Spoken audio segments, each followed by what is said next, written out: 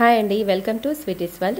ఇంకా ఉసిరి సీజన్ అయిపోవచ్చింది కదండి. ఏమన్నా రెసిపీస్ మనం చేసుకోవాలన్నా, పచ్చడి చేసుకోవాలనుకున్నా ఇప్పుడే చేసి పెట్టేసుకోవాలి. అందుకోసమని నేను ఉసిరితో స్వీట్ చేద్దాం అనుకుంటున్నానండి. అది నిల్వ ఉండడానికి నేను ఇందుకోసము ఒక కిలోమైన ఉసిరి తీసేసుకున్నాను.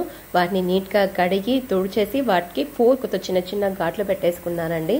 మొత్తం ఘాట్లు పెట్టేసుకొని ఆవిరి మీద వీటిని ఉడికించుకుంటున్నాను. ఎందుకంటే ఈ ఉసిరి గట్టిగా ఉంటుంది కదా, మనము స్వీట్ చేసుకోవాలనుకున్నా లేదా పికిల్స్ చేసుకోవాలన్నా ఆవిరి మీద ఉడికించుకున్నట్లయితే మనకు టేస్ట్ బాగుంటుందండి. అందుకోసమని ఆవిరి మీద ఇడ్లీ కుక్కర్లో కానీ లేదా కింద వాటర్ వేసి ఒక బాండీలో చిల్లుల గిన్నెలో పెట్టేసేసి వాటిని ఉడికించుకుంటున్నాను.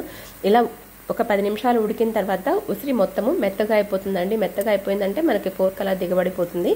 మీరు చూస్తున్నారు కదా, అలాగా మొత్తంగా మెత్తగా పడిపోయినప్పటికీ మొత్తం దించేసేసి వాటిని చల్లారనివ్వాలండి. చల్లారించిన పక్కన పెట్టేసుకొని ఇప్పుడు మనము షుగర్ సిరప్ని చేసుకుందామండి. 1 కిలో ఉసిరి తీసుకున్నాను కాబట్టి 1 కిలోమైన చక్కెర తీసుకొని ఒక చిన్న గ్లాస్ మైన వాటర్ వేసుకునేసి వాటిని కొంచెం గట్టిపాకం వచ్చేలాగా చేసుకుంటున్నాను. తీగపాకంలో కొంచెం ఎక్కువ ఉండేలాగా చూసుకుంటున్నానండి. ఎందుకంటే మనము జామున్స్కి పెడతాం కదా, జామున్స్కి పెట్టే పాకం కంటే కొంచెం ఎక్కువ ఉండాలి.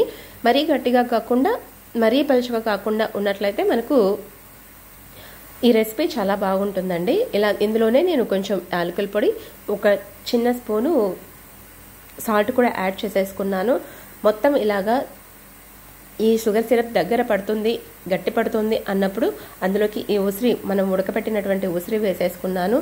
దీంతోపాటు ఒక హాఫ్ లెమన్ వేసానండి. ఎందుకంటే ఈ షుగర్ సిరప్ అన్నది గట్టి పడకుండా ఉండడానికి. మనం ఒకవేళ మీ దగ్గర లేకపోతే స్కిప్ చేయొచ్చు. ఇలా ఉసిరి వేసేసి కాసేపు నేను అందులోనే మగ్గనిచ్చానండి. మగ్గనించేసి స్టవ్ ఆపేసి పక్కన పెట్టేశాను. నెక్స్ట్ డేకి చూడండి, నేను ఇలాగా మొత్తంగా ఇలా మారిపోయింది. కలర్ మొత్తం కూడా ఇలాగా మారిపోయిందండి. మీరు చూస్తున్నారు కదా, చూడడానికి చాలా ఎమ్మీగా టేస్టీగా ఉంది. మరికొన్ని వీడియోస్ కోసం నా ఛానల్ని సబ్స్క్రైబ్ చేయండి. Thank you so much.